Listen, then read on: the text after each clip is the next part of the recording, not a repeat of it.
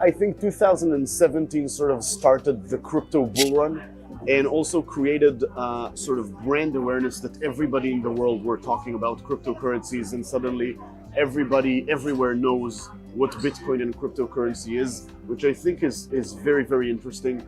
The second part is through the ICO craze, more than 1,000 companies actually got funded and raised money to actually build products. And then obviously we entered the crypto winter or crypto bear market in 2018 that I think was stronger than a lot of people in the community expected. I think 2019 is really the year of sort of biddle. We're supposed to see a lot of the projects that raised funds in 2017 and 18 now launch their products. And I think that's the big test is, are we going to see new killer apps on the blockchain?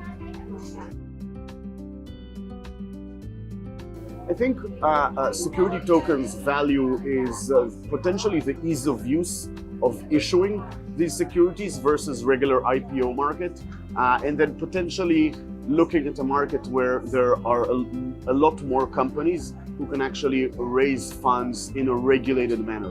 One of the biggest challenges of the ICO market, it was a bit cowboy, so people raised funds, but there was no sort of legal framework to make sure that the funds are actually used for the project. There wasn't good infrastructure of corporate governance.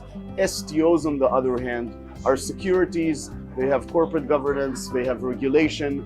The big challenge is that regulation by definition is local. So I think we should see solutions in 2019 to see how we can overcome the fact that regulation is local and how you can launch global STO projects.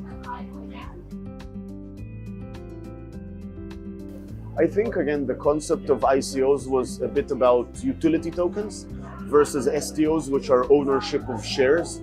Ownership of shares is something very specific, right? You own shares in a company, those shares gives you rights, ability maybe, voting rights, and sort of rights to the profits of the company, to dividend distribution, etc. Where the concept of utility tokens was a bit different. While a lot of people raised money for utility tokens, I don't think we've seen actually very good use cases of utility tokens. So I think the concept still works, but we really haven't seen good examples, very good examples of it.